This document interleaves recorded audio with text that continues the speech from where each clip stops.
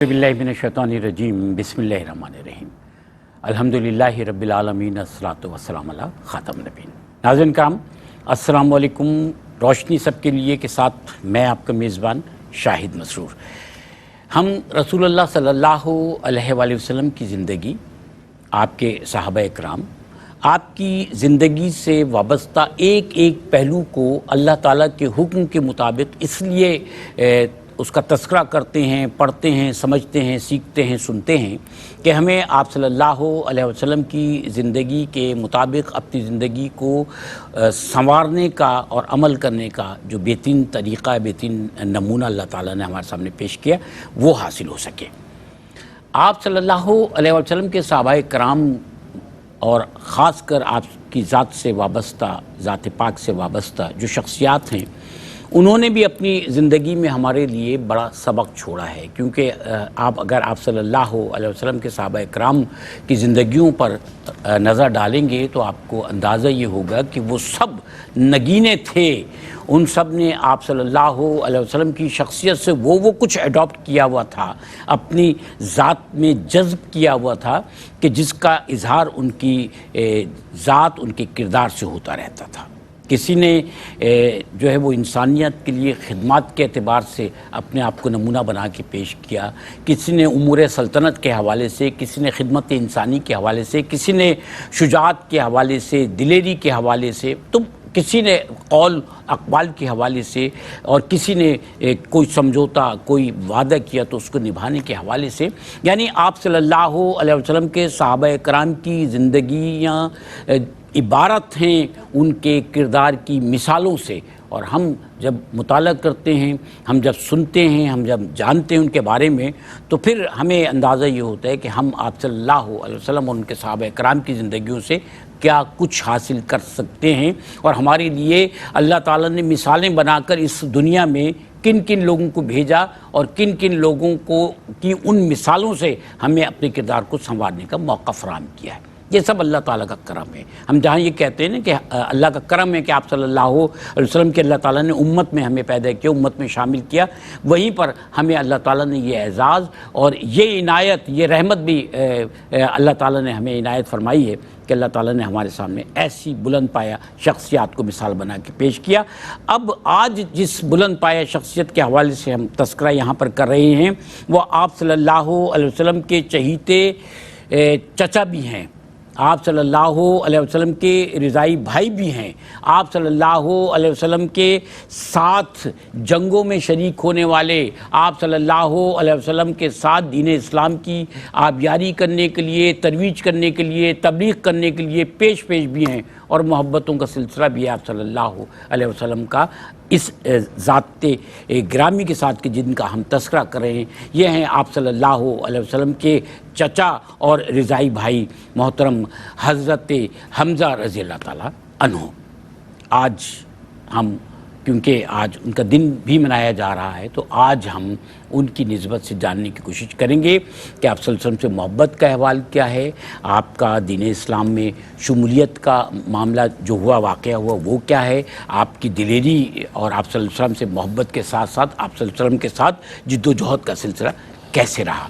इस हवाले से हमें आज जिन मोहतरम शख्सियात का साथ हासिल है, जिनसे हम सीखेंगे, उनमें पहली शख्सियत रोशन सब के लिए में आज के दिन हमारे साथ तशरीफ़ फरमा होते हैं, हमारी रहनुमाई फरमाते हैं, दुनिया भर में जाने जाते हैं, आलमी शोहरत याफ्ता मुफ्ती मोहतरम मोहम्मद सुहेल रज़ा अमजदी साहब।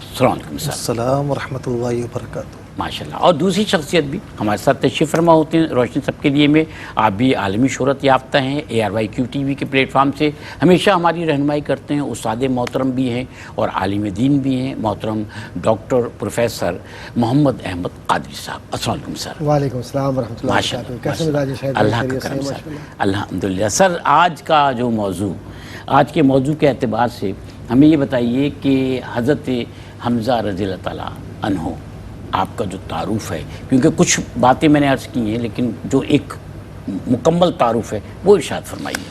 बिस्मिल्लाहिर्रहमानिर्रहीम सल्लल्लाहु अलैहि व आलिहि व अस्हाबिहि व बारिक वसल्लम। जी किबला शाहिद भाई, कुछ शख्सियात ऐसी होती हैं कि जिनका नाम ही, जिनकी ज़ात करीमा ही उनका तारुफ़ होता है। माशाअल्लाह। जी जी। ہم صرف یہاں پر بیٹھے ہیں ان کا ذکر خیر کرنے کے لیے تاکہ دیکھنے والوں کو، ناظرین و سامعین کو، ویورز کو یہ پتہ لگے کہ ہمارے اصل ہیروز کون ہیں اور ہمیں کن کو آئیڈیل بنانا چاہیے اور کن کی زندگی کے حوالے سے ہمیں ان کی اتباع کرنی چاہیے۔ تو چونکہ 15 شوال نسبت بھی ہے، اور ظاہر ہے کہ جب 15 شوال ہو تو میں سب مسلمانوں سے درخواست کروں گا کہ ضرور اصالِ ثواب کریں اور ان کی یعنی ان کے وسیلے سے اللہ تعالیٰ کی بارگاہ میں ضرور دعا کریں۔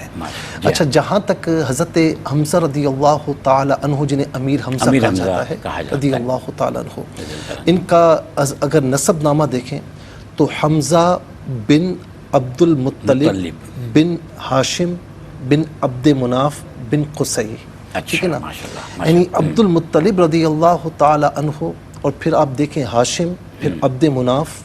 مجھے زیادہ اس میں تفصیل میں جانے کی ضرورت نہیں، اس خاندان کا، اس پیڑھی کا ایک ایک فرد جو ہے میرے مصطفیٰ علیہ السلام کے جد امجد میں سے ہے، کیا بات، اور ہر ایک پاکیزگی میں اپنی مثال رکھتا ہے۔ کیا بات ہے، یعنی عبد المطلب رضی اللہ تعالیٰ عنہ کو دیکھیں تو میں صرف اتنی بات عرض کروں گا کہ جو آپ سے ملتا تو آپ کے وجود اقدس سے خوشبو آیا کرتی ہے۔ جی جی، عبد المطلب رضی اللہ تعالیٰ عنہ وہ ہیں کہ جنہوں نے سب سے پہلے خلوت نشینی اختیار فرمائی تھی، اور جو ہے وہ اس طرح آپ تشریف لاتے اور کچھ وقت اللہ تعالیٰ کی یاد میں بسر کرتے۔ یہ سلسلہ وہاں سے ہے۔ جی جی جی جی، ہاشم رضی اللہ تعالیٰ عنہ وہ ہیں جو غریبوں میں کھانا کھلا کھلا کر نہیں تھکتے تھے، اسی لیے ان کو ہاشم کہا جاتا ہے۔ عبد مناف وہ ہیں کہ جن کو قمر البطحہ کہا جاتا تھا، عرب کا چاند کہا کرتے تھے، نور کی جو ہے وہ شعائیں آپ کے وجود اقدس سے جو ہے وہ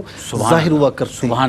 تو یہ خاندان تو کسی تعارف کا محتاج نہیں، میں نے کہا نا کہ اوپر تک ہر ایک پاکیزگی میں اپنی مثال آپ ہے۔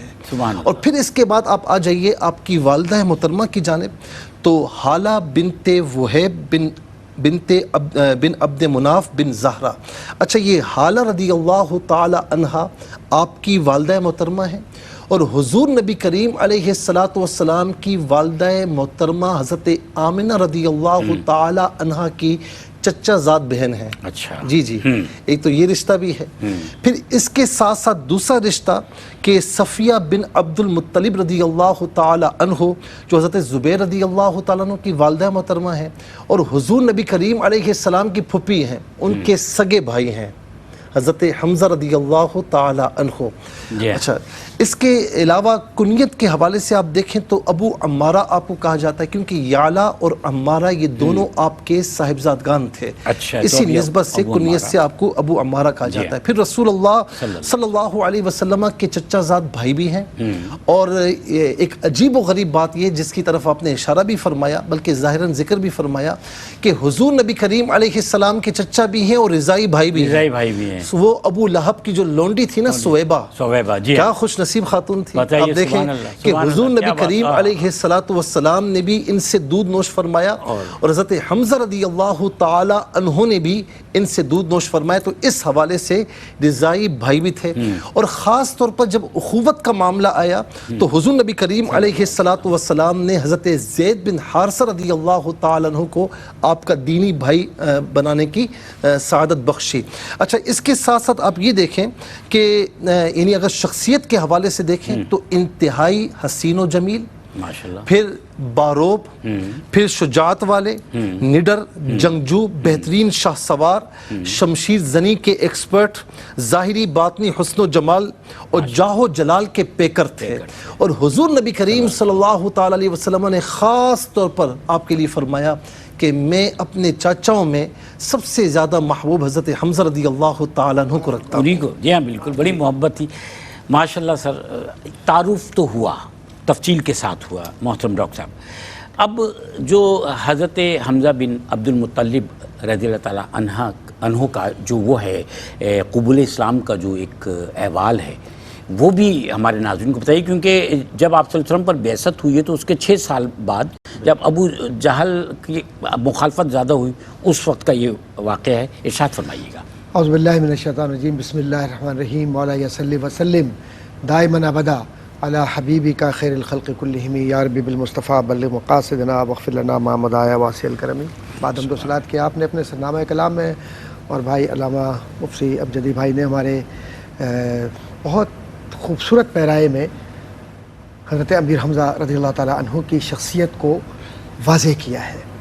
اب آج کی ذرا سی اس ذہن سازی کے ساتھ ہم سوچیں کہ پورا ایک قبیلہ یا پورے لوگوں کی ایک کانسٹیچوئنسی مخالف ہو اور اس میں ایک شخص یہ کہہ رہا ہو کہ اللہ کو مانو، اور پھر اپنا گھر والا خود امیر حمزہ رضی اللہ تعالیٰ عنہ وہ مخالفت نہیں کرتے، محبت کرتے ہیں لیکن تائید بھی نہیں کر رہے، لیکن اسی عمل کے اندر وہ اپنا کبھی سیر و سیاحت پہ چلے گئے، کبھی گھومنے پھرنے چلے گئے، ایتھلیٹ تھے، مضبوط تھے اور ہر چیز معاشرے کی جانتے تھے. وہ جس کو کہتے ہیں فائن آرٹس سے لے کر اور سپاہگری تک سب انہیں معلوم تھا. ایک دفعہ کا واقعہ، یہ قبول اسلام کی چونکہ بات کی ہے تو قبول اسلام کا واقعہ ان کا بڑا خوبصورت ہے، اور وہ یہ کہ جب آپ شکار کر کے تشریف لا رہے تھے تو کمان گلے میں ڈلی ہوئی ہے، اور جب آپ پہنچے ہیں تو اس سے پہلے ایک واقعہ گزرا، وہ یہ کہ نبی کریم صلی اللہ علیہ وآلہ وسلم دار ارقم کی طرف سے نکل کر لوگوں کو اللہ اور اس کے رسول کی طرف بلا رہے تھے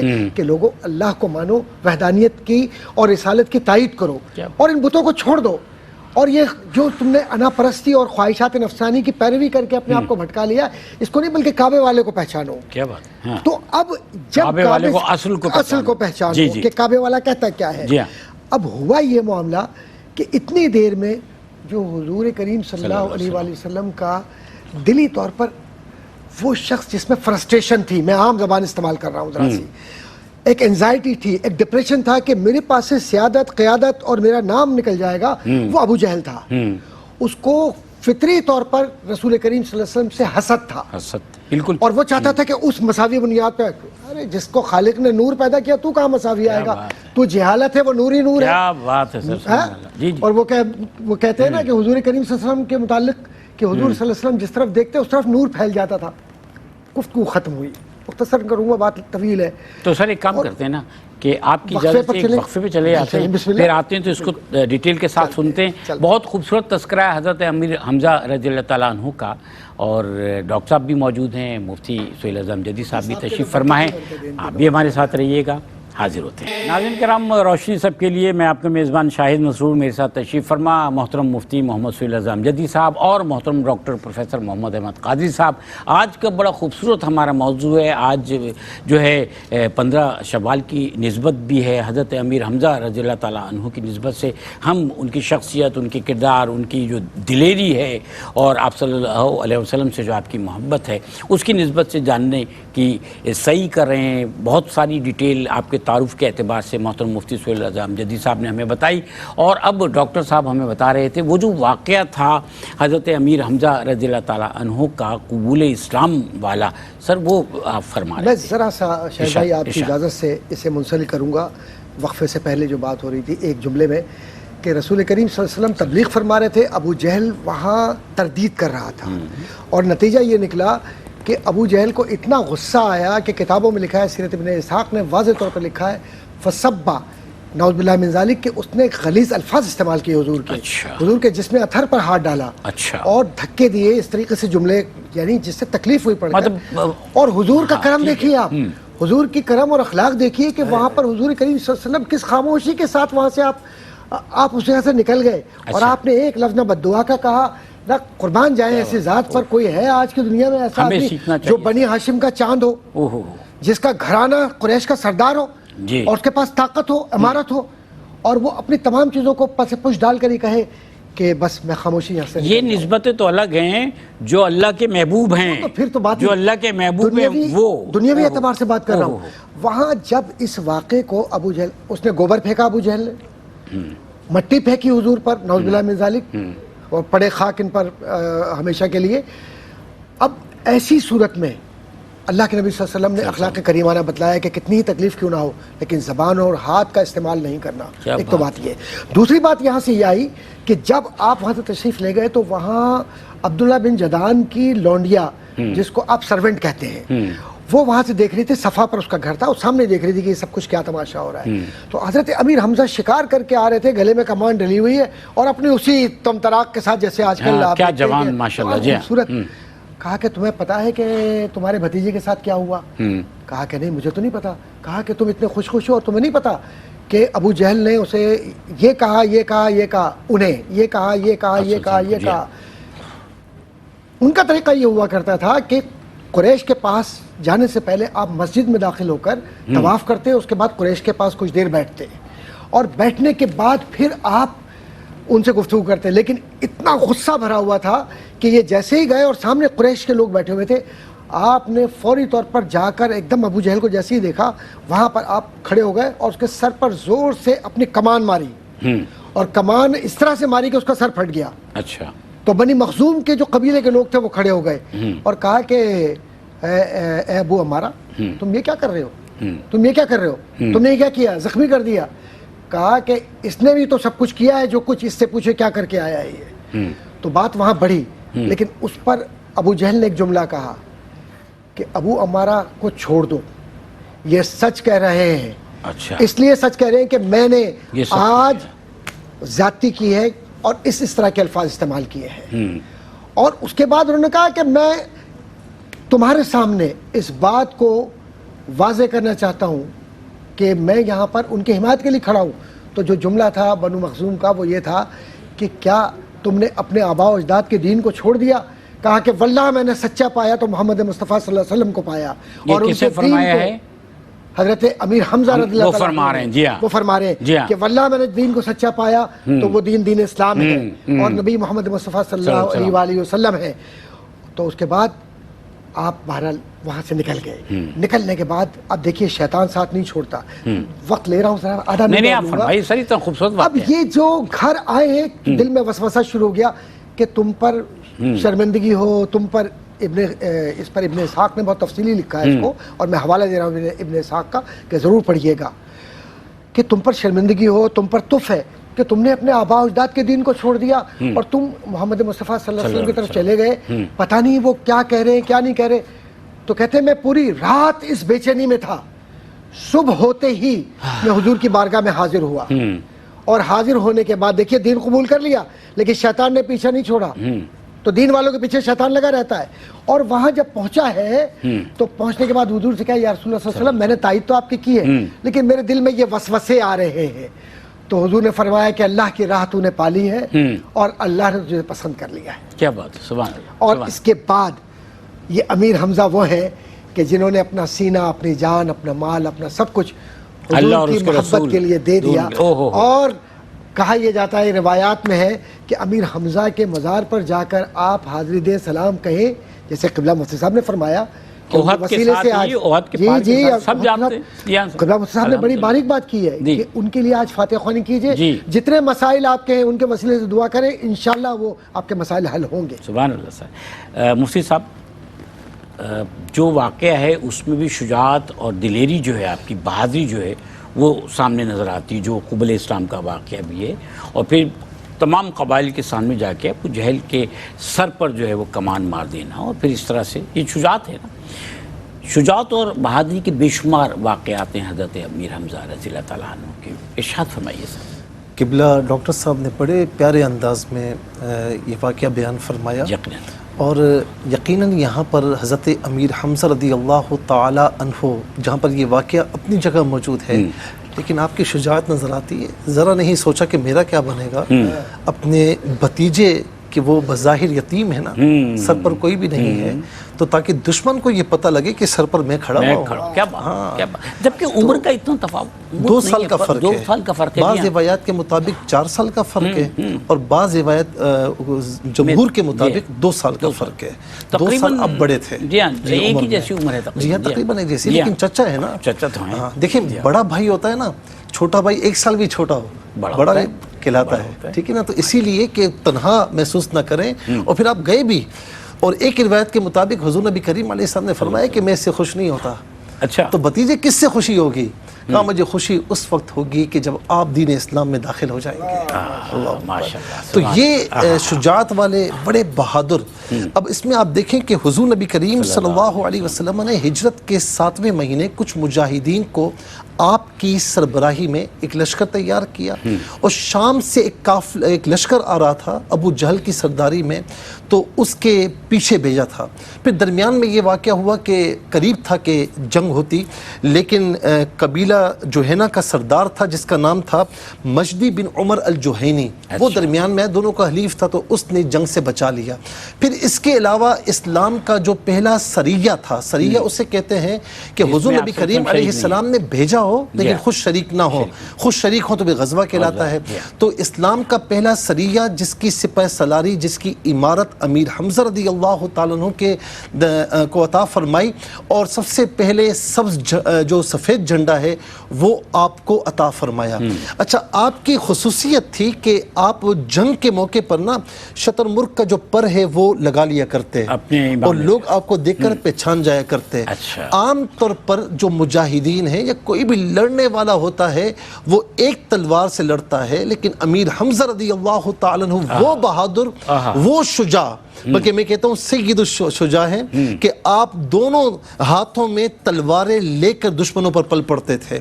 اچھا, جہاں پر جنگ بدر کی بات آ جائے تو یہ بھی بڑا عجیب و غریب ہے کہ غزوہ بدر میں سب سے پہلے جو کافروں میں مارا گیا نا اس کا نام تھا اسود بن عبد الاسود, اسود بن عبد الاسود مخزومی. یہ اس نے بڑا دعویٰ کیا تھا, اس نے کہا میں مسلمانوں کے حوض سے پانی بھی پیوں گا, تباہ و برباد بھی کر دوں گا, اور یا تو مر جاؤں گا یا ماروں گا. اور سب سے پہلے گیا جی امیر حمزہ رضی اللہ تعالیٰ عنہ نکلے اور اسے واصل جہنم فرمایا. پھر اسی طریقے سے طعیمہ بن عدی جو بڑا مشہور تھا اس کو واصل جہنم فرمایا. یہ طعیمہ بن عدی وہ ہے کہ جو کہ یہ بھائی تھا مطعم بن عدی کا. تو اب یہاں پر تھوڑا سا میں عرض کروں کہ طعیمہ اور مطعم, جی طعیمہ اور مطعم, جبیر بن مطعم, یہ طعیمہ بن یعنی جو طعیمہ بن عدی ہے اس کا بھتیجا تھا. طعیمہ بن عدی کو چونکہ امیر حمزہ رضی اللہ تعالیٰ نے واصل جہنم فرمایا تھا, تو جبیر بن مطعم نے ٹھانی کہ میں چھوڑوں گا نہیں. تو حضرت وحشی جب اسلام میں داخل نہیں ہوئے تھے اس کے غلام تھے, اچھا, اور اسی نے کہا کہ جا کر مارو. اچھا جی. اور ایک روایت یہ بھی کہ ہندہ نے بھی بعد میں اسلام میں داخل ہو گئی تھی, اور تو ہندہ نے بھی کہا کہ جی میں کلیجہ چباؤں گی اور یہ واقعہ یہ معاملہ ہوگا. بہرحال یہ اسی کا شخصانہ تھا کہ جنگ احد میں پھر آپ پر حملہ کیا گیا اور آپ جام شہادت نوش فرما گئے. جنگ احد میں جب آپ نے جام شہادت نوش کیا نا تو اس سے پہلے 31 کافروں کو آپ واصل جہنم فرما چکے تھے. اسی جنگ میں, اسی جنگ میں. اور جنگ بدر میں کفار کا بیان ہے, کفار آپس میں پوچھتے تھے کہ یہ شتر مرغ کا پر والا کون ہے, تو بتایا جاتا کہ امیر حمزہ ہے, تو وہ کہتے کہ سب سے زیادہ اس نے ہمیں نقصان پہنچایا ہے. اسی لیے جنگ احد میں سب سے پہلا نشانہ حضرت امیر حمزہ رضی اللہ تعالیٰ عنہ تھے. اچھا, اب میں یہاں پر ایک بات کہوں گا کہ جب یہاں پر کوئی بہادر کسی کی بہادری ہم دیکھتے ہیں شیر ہے, شیر ہے, جیسے اللہ کے نبی صلی اللہ علیہ وسلم شیر فرمائے, اللہ اکبر. آپ کی شہادت پر نا حضور نبی کریم علیہ السلام بڑے غمگین تھے. تو حضرت سیدہ خاتون جنت موجود تھیں, صفیہ بن عبد المطلب رضی اللہ تعالیٰ عنہ امیر حمزہ کی سگی بہن اور آقا علیہ السلام کی پھوپھی مقدسہ وہ موجود تھی محترمہ. تو غمگین تھے, پھر اچانک خوش ہو گئے اور کہا کہ فاطمہ ابھی جبرائیل علیہ السلام نے آ کر مجھے خوشخبری عطا فرمائی اور مجھے کہا کہ آپ کے جو چچا ہیں امیر حمزہ رضی اللہ تعالیٰ عنہ, ان کا نام اللہ رب العالمین نے جنت میں لکھا ہے, اور ان کا نام اسد اللہ و اسد رسول ہی ہے, کہ یہ اللہ کا شیر بھی ہے اور اللہ کے نبی کا شیر بھی ہے. اور میں آخر میں یہ بات عرض کروں گا کہ یہ بھی بہادری کا ایک قصہ ہے, واقعہ ہے کہ عمر بن خطاب فاروق اعظم رضی اللہ تعالیٰ عنہ, جب آپ کو معلوم ہوا نا کہ حضور نبی کریم صلی اللہ تعالیٰ علیہ وسلم دار ارقم میں تشریف فرما ہے, تو اب اسلام میں داخل ہونے کے لیے جا رہے ہیں, لیکن تلوار وہی ہاتھ میں ہے. اب نیت چینج ہو چکی ہے نا, بہن کے گھر پر گئے تھے, پھر وہاں سے نیت چینج ہوئی کہ مجھے لے جاؤ, میں بھی غلامی میں آنا چاہتا ہوں. تو صحابہ نے جب دیکھا عرض کی یا رسول اللہ عمر آ رہا ہے, اور عمر بہادر تھے رضی اللہ تعالیٰ عنہ. اس وقت امیر حمزہ رضی اللہ تعالیٰ عنہ آگے بڑھے اور فرمایا کہ خیر کی نیت سے آیا ہے تو اس کی ہم عزت کریں گے, اور شر کی نیت سے آیا ہے تو آج میری تلوار اس کا سر تن سے جدا کر دے گی. کیا بات ہے. ایک وقفہ لیتے ہیں ناظرین کرام, اور واقعات اور تذکرہ بہت خوبصورت ہے, ساتھ رہیے گا, انشاءاللہ اس کو کنٹینیو کریں گے.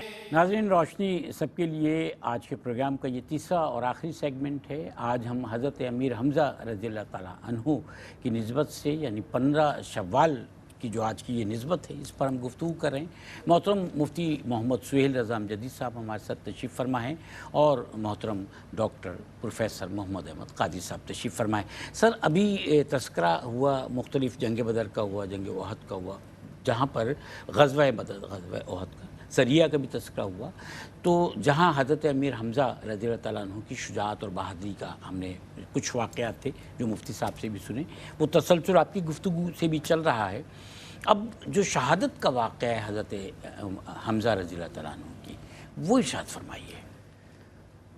اصل میں حضور کریم صلی اللہ علیہ وآلہ وسلم کی ذات گرامی سے محبت کرنے والے لوگوں کا تذکرہ جب تک پوری تصوراتی کیفیت میں جا کر اور اپنے آپ کو مکمل طور پر انوالو کر کے آپ نہیں کریں گے اور نہیں سنیں گے, اس وقت تک یہ گفتگو بیکار ہے. صحیح, ٹھیک ہے, بہت اچھی بات. تو تصوراتی آنکھوں میں دیکھیے کہ جن کو اللہ نے مدینہ دکھلایا وہ یہ دیکھیں کہ احد کہاں ہے, اور نہیں دکھلایا جن کو اللہ پاک انہیں دکھلائے, آمین. اور اس پہاڑ کی چوٹی پر کیا کیفیت تھی, اور پہاڑ کے نیچے ایک چھوٹی پہاڑی ہے, ایک بڑی پہاڑی ہے, بدر کا علاقہ جہاں پر وہ جنگ بدر ہوئی, کیونکہ احد اور بدر کا بہت گہرا تعلق ہے ایک دوسرے کے ساتھ. اصل میں ابو جہل کا قتل ہونا ایک انتقامی کیفیت تھی جو قریش کے سروں پر سوار تھا, وہ خون, کہ کسی طریقے سے بھی بدر کی ناکامی کا بدلہ لینا ہے. اور بدر کی ناکامی کا بدلہ لینے کا واحد طریقہ یہ ہے کہ جو لوگ اس میں بڑے نمایاں تھے انہیں شہید کرنا ہے.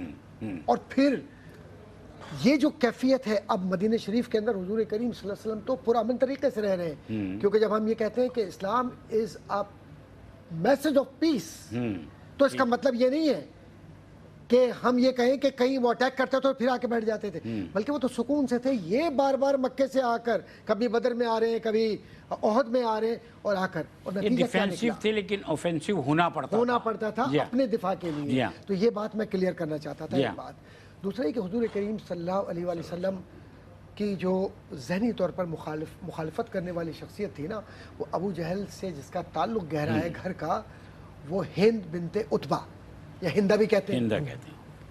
اب یہ جو ہندہ ہے یا ہند ہے, اس کا معاملہ یہ ہے کہ اس سے ذاتی انتقام لینا ہے حضرت امیر حمزہ سے.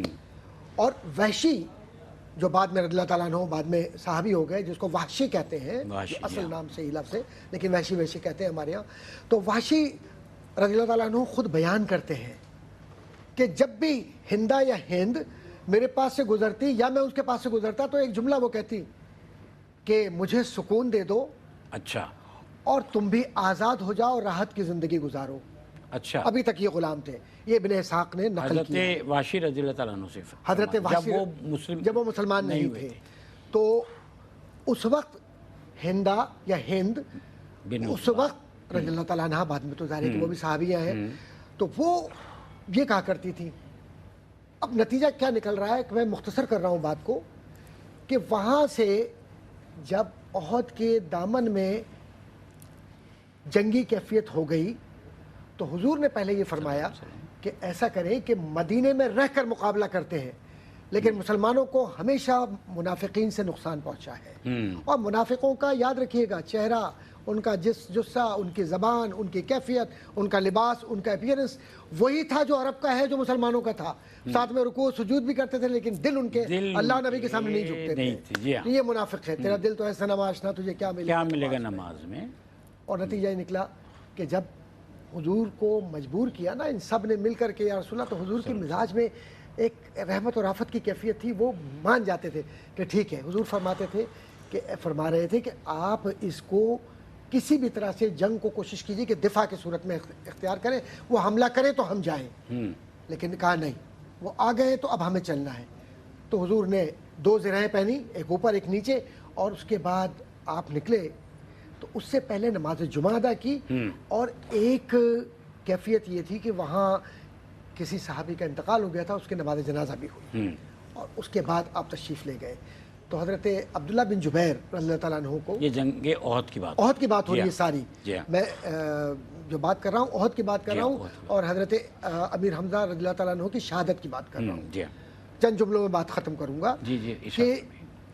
हुजूर ने जो मिलिट्री स्ट्रेटजी होती है या स्ट्रेटजिक पॉइंट्स होते हैं उस पर हुजूर ने फरमाया कि अब्दुल्ला बिन जुबैर तुम तीर अंदाजों के साथ इस तरफ रहना, पुश्त की तरफ, ताकि अगर कोई हमला यहाँ से हो तो उनको जो फ्रंट का जो लाइन है उनको सपोर्ट मिल सके और उन्हें रोकना। किस्सा मुख्तसर ये कि आपको मालूम भी है कि कुरान करीम, तफासिर, अहादीस के अंदर सब वाक़या मौजूद है कि अल्हम्दुलिल्लाह जंग हुई और उसमें मुसलमानों की नुमाया कामयाबी हुई। नतीजा ये निकला कि वो पहाड़ी आज भी मौजूद है, अब सिमट गई है, छोटी हो गई है, टूट गई है, जिस पर अब्दुल्ला बिन जुबैर रज़ियल्लाहु ताला अन्हु और उनके साथी थे। जैसे ही माल गनीमत के मामलात हुए तो वो हुजूर ने फरमाया था, जुमला था जो इब्न इसहाक़ ने लिखा है कि फतह और शिकस्त के खिलाफ ख्वाह कोई भी कैफियत हो तुम इस मकाम को नहीं छोड़ोगे। तो जब भी हुजूर के फरमान की इरशाद की तामील तो नहीं नुकसान करेंगे होगा। मुसलमानों को नुकसान होगा, वो चाहे जंग ओहद हो या आज का माशरा ठीक है। हो। और नतीजा वही निकला कि जब उन्होंने पुष्ट पर से हमला किया, और तफसीलात बहुत है, मैं ख़त्म कर रहा हूँ, तो उसके बाद जब वो आगे आए तो हज़रत अमीर हमज़ा रज़ियल्लाहु ताला अन्हु किसी तरह से ही चाहते थे कि वो आगे बढ़ें और जाकर क़िताल करें। क़िताल में हज़रत अली, अमीर हमज़ा, इन्होंने बहुत क़िताल किया।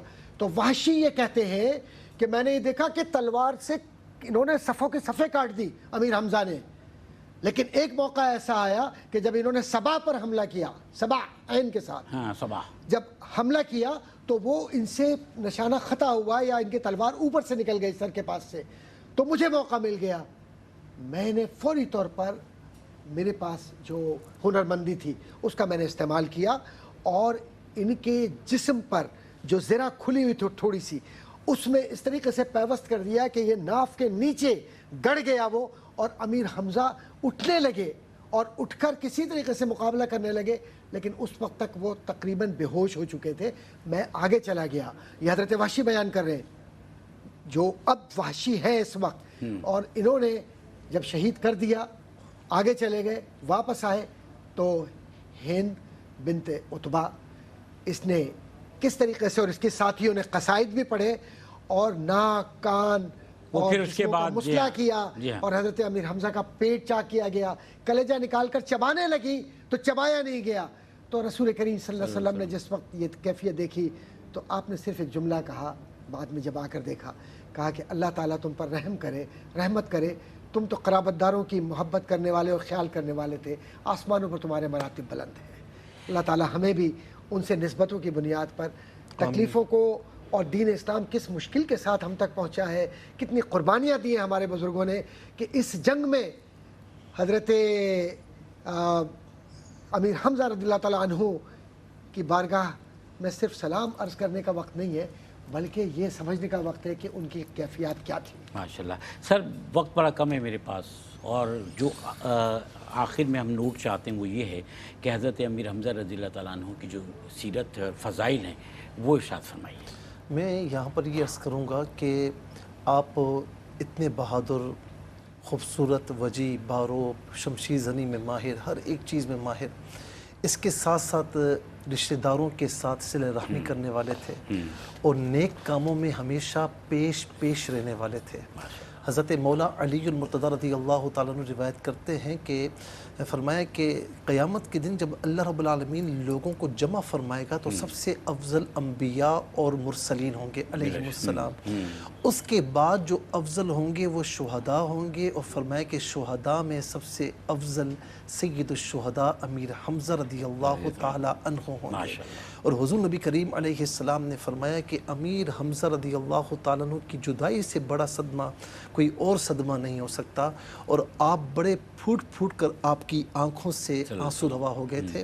اور پھر اس کے ساتھ امیر حمزہ رضی اللہ تعالیٰ عنہ اور شہدائے احد جتنے بھی ہیں انہیں یہ خصوصیت حاصل ہے کہ اللہ کے نبی علیہ السلام نے 72 بار ان پر نماز جنازہ پڑھی ہے.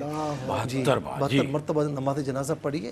اور سب سے بڑھ کر جس کی گواہی میرے نبی علیہ السلام دے دی کہ یا حمزہ یا ام رسول اللہ، اے اللہ کے رسول کے چچا اے حمزہ، اسد اللہ و اسد رسولی، اللہ کے شیر اس کے رسول کے شیر، یا حمزہ یا فاعل الخیرات، اے سارے اچھے کام کرنے والے، یا کاشف الکربات، اے مصائب کو کھولنے والے، مصائب کو دور کرنے والے.